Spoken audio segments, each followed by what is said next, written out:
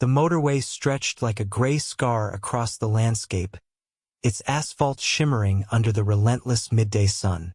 A haze of heat warped the horizon, where fields of brittle grass swayed in a listless breeze. It was a place of transience, where lives blurred past at 80 miles an hour, indifferent to the world beyond their windshields. But on this particular afternoon, in the liminal space of a neglected rest stop, a small, cruel act unfolded, one that would ripple outward in ways no one could have predicted. The man was unremarkable, his face a forgettable mask of stubble and impatience. He drove a dented pickup truck, its bed littered with empty beer cans and a toolbox rusted shut. Beside him, in the cab, 2 dogs sat trembling. One was a wiry mutt with a coat like scorched earth, her eyes wide and searching, as if she sensed the betrayal in the air. The other, a hulking shepherd mix, pressed his muzzle against the window, leaving smudges of desperation on the glass. Their names, if they had any, were known only to the man, and he wasn't the sort to care. He pulled into the rest stop, a cracked slab of concrete bordered by overgrown weeds and a single skeletal picnic table. The dogs whined as he cut the engine, their tails thumping uncertainly. Without a word, he flung open the door, grabbed the mutt by her scruff, and tossed her onto the ground. She yelped, skittering across the pavement. The shepherd followed, shoved out with a boot to his flank. The man didn't look back as he slammed the door, started the engine, and peeled away, tires spitting gravel. The dogs stood frozen, their world shrinking to the fading roar of the truck and the dust cloud it left behind. The mutt, whom we'll call Sparrow for the way her ribs jutted like fragile wings, circled the spot where the truck had been. Her ears flicked toward every distant hum, as if willing the man to return. The shepherd, whom we'll name Titan for his broad shoulders and unyielding stare, sat heavily, his eyes fixed on the motorway. They were alone now, abandoned in a place where no one lingered. The sun bore down, and the air smelled of exhaust and wilted grass. Hours passed. Sparrow paced, her claws clicking on the pavement, while Titan remained statue-like, his breath slow and deliberate. The rest stop was eerily quiet, save for the occasional scream of a passing car. Hunger gnawed at them, and the water in a nearby ditch was too foul to drink. Sparrow's whines grew softer, her energy fading, but Titan's gaze never wavered. He was waiting for what even he didn't know. As dusk painted the sky in bruise-like purples, a new sound broke the monotony. The low rumble of an engine, distinct from the fleeting cars. A battered van approached, its paint chipped and windows streaked with grime. It slowed, then stopped, idling at the edge of the rest stop. Sparrow's ears perked, and Titan's hackles rose, a low growl rumbling in his chest. The driver's door creaked open, and out stepped a figure unlike any they'd seen before. She was an older woman, her face weathered like the bark of an ancient oak, her hair a wild tangle of silver caught in a loose braid. Her clothes were a patchwork of denim and flannel, stained with grease and earth, as if she'd spent her life wrestling the world into submission. Her name was Mara, though the dogs had no way of knowing it.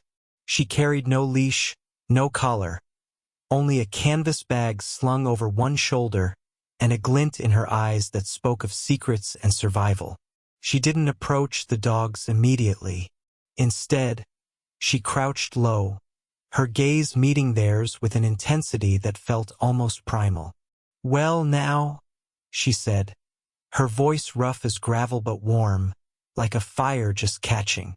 "What's a pair like you doing in a place like this?" Sparrow tilted her head, cautious but curious. Titan's growl softened, though his muscles remained taut. Mara reached into her bag, pulling out a battered metal bowl and a bottle of water. She poured slowly, the sound of liquid splashing against tin like a siren's call. Sparrow edged closer, her nose twitching. Mara set the bowl down and stepped back, giving them space. Sparrow drank greedily, her tail wagging faintly, while Titan watched, still wary. Mara's eyes scanned the rest stop, taking in the skid marks, the faint paw prints in the dust. She muttered something under her breath. A curse, perhaps, or a promise. She'd seen this before, the callous discard of lives deemed inconvenient. But Mara was no ordinary passerby. She was a wanderer, a collector of broken things, a woman who'd built a life on the fringes, salvaging what others cast aside. Her van was her home, her sanctuary, filled with oddities and strays she'd gathered over years of roaming.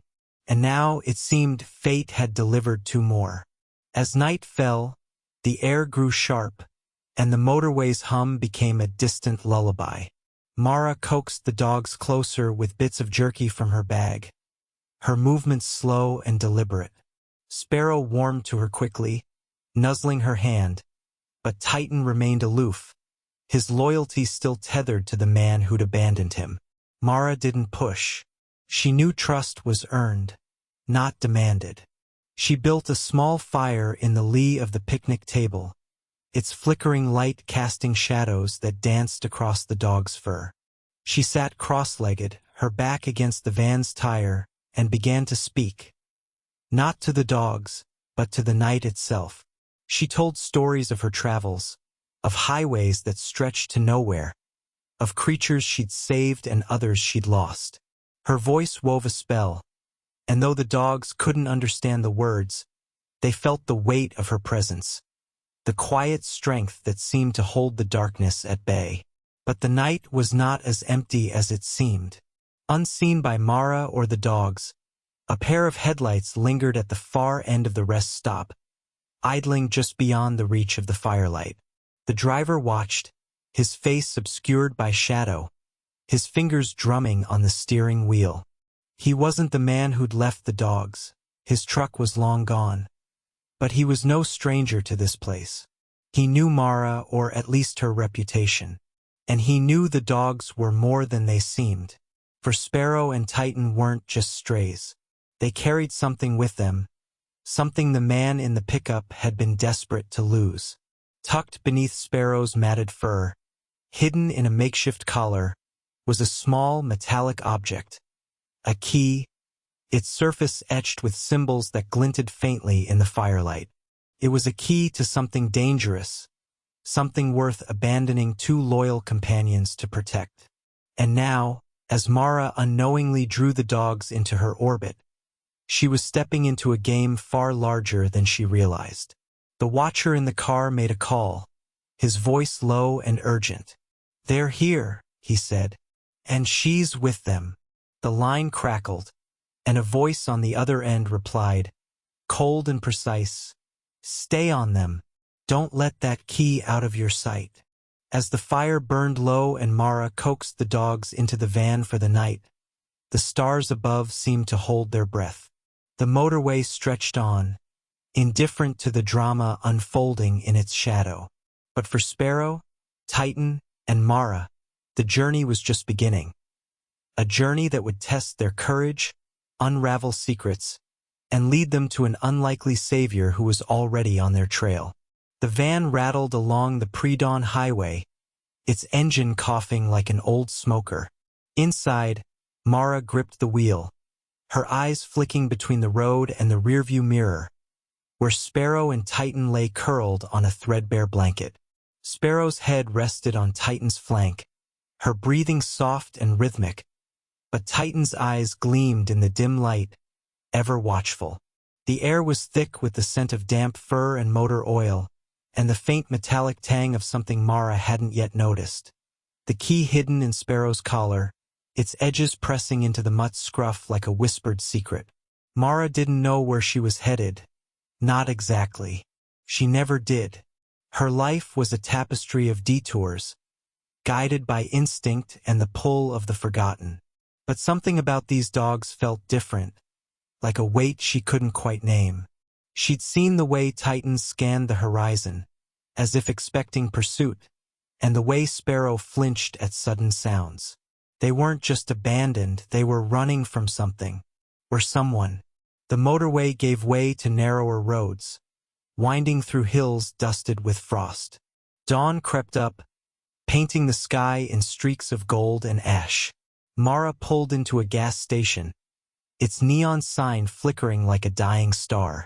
She filled the tank, her hands steady despite the chill, and tossed a couple of granola bars to the dogs. Sparrow devoured hers, crumbs scattering, while Titan sniffed his warily before taking a single bite. Mara chuckled, but her smile faded when she caught a glimpse of a black sedan idling across the lot, its tinted windows reflecting the sunrise like dark mirrors. She didn't linger. Back on the road, the van groaned up a steep incline, the landscape growing wilder. Pine forests clawing at the sky, their shadows swallowing the road. Mara's thoughts drifted to the key she'd found while brushing Sparrow's fur that morning. It was small, no bigger than her thumb, its surface etched with symbols she couldn't decipher. She'd tucked it into her pocket, telling herself it was nothing, just a trinket, but the weight of it pressed against her thigh, insistent, like a pulse. By midday, they reached a small town nestled in a valley, its streets lined with sagging porches and faded storefronts. Mara parked near a diner, its windows fogged with steam. She left the dogs in the van, cracking the windows, and stepped inside to grab coffee and information. The diner was a time capsule. Checkered floors, a jukebox humming Johnny Cash, and locals who eyed her like she was a storm blowing through. She slid into a booth, ordered black coffee, and listened. Small towns were gossip mills, and Mara knew how to sift through the chatter. The waitress, a woman with tired eyes and a name tag reading Doris, mentioned a stranger who'd passed through days ago. A man in a pickup, asking about a woman with a van full of strays.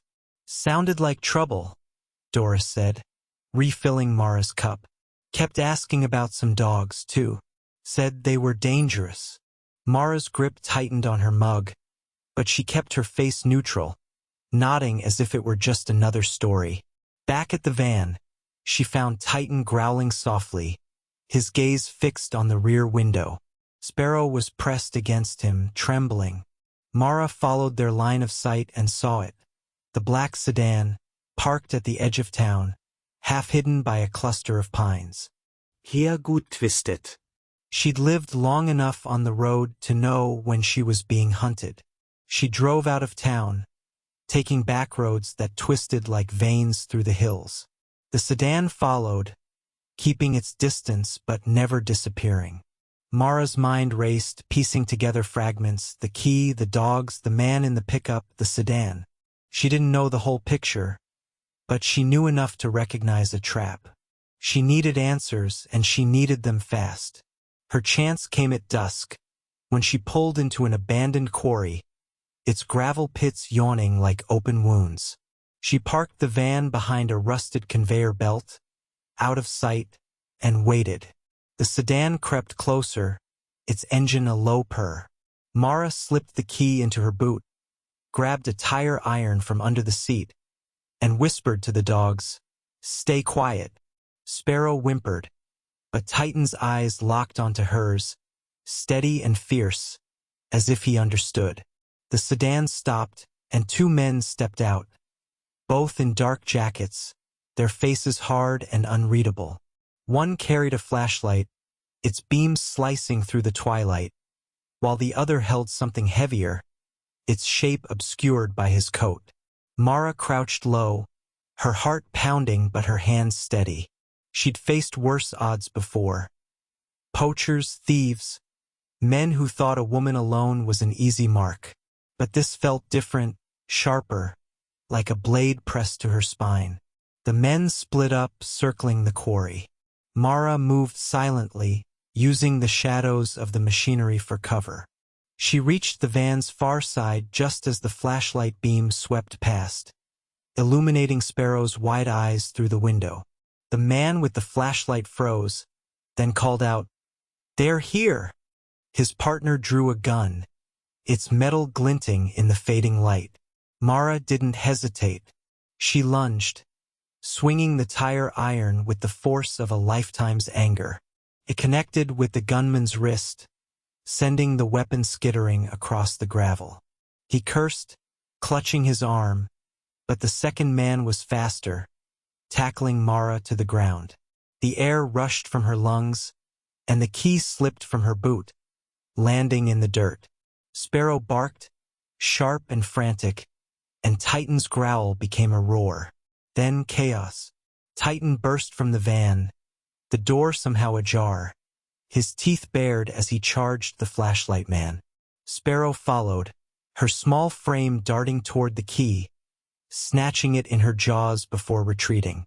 The gunman scrambled for his weapon, but Mara rolled free, grabbing a handful of gravel and hurling it into his face. He staggered, blinded, and she drove the tire iron into his knee. He crumpled, howling. Titan pinned the second man, his jaws inches from the man's throat. Mara stood, panting, her hands shaking but her voice steady. "Who sent you?" she demanded. The man spat, saying nothing, but his eyes flicked to the key in Sparrow's mouth. Mara's mind clicked into place. The key was no trinket. It was a prize, one worth killing for. Before she could press further, headlights flooded the quarry. A third vehicle, a battered jeep, skidded to a stop, and out stepped a figure Mara hadn't expected. It was Doris, the waitress, but not the weary woman from the diner.